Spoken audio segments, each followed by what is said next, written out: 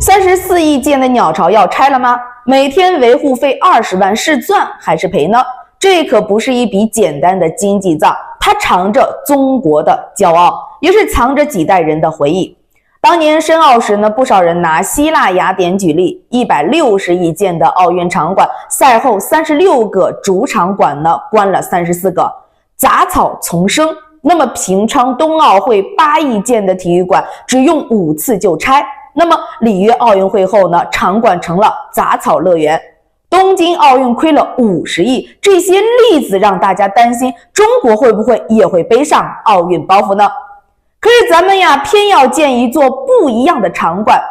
鸟巢的建造藏着黑科技，为了让观众呢没有视野死角，不用传统的立柱，全靠网状钢结的这样的一个结构呢承重，每根钢材的角度呢差1度都不行。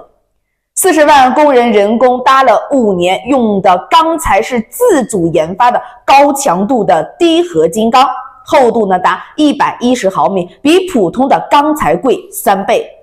那么顶部的半透明膜既能够保护草坪，又不让阳光刺眼。这些设计呢，让鸟巢成了第4代体育馆，34亿花得值。2008年奥运会，鸟巢门票收入10亿，但离回本还差24亿。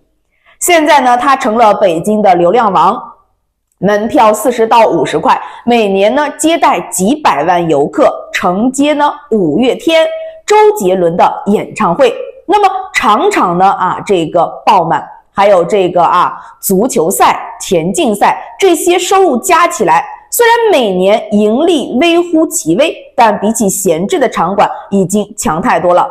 可是鸟巢的意义哪是钱能够衡量的呢？2008年奥运会让世界看到了一个站起来的中国，不是以前的东亚病夫，而是能举办国际赛事的强国。鸟巢成了中国的名片，吸引了大批的外资入驻，带动了50万个就业岗位。金融危机时，奥运会让世界聚焦中国，帮咱们度过了难关。还有文化传播，现在越来越多的外国人来中国留学，喜欢中国文化，鸟巢功不可没。现在有人说要拆鸟巢，可它早就不是一个体育馆了，是几代人的奥运回忆，是中国的骄傲，是向世界展示自己的窗口。那么屏幕之前大家们，你们觉得这样的鸟巢是该留还是该拆呢？不妨说说你的观点。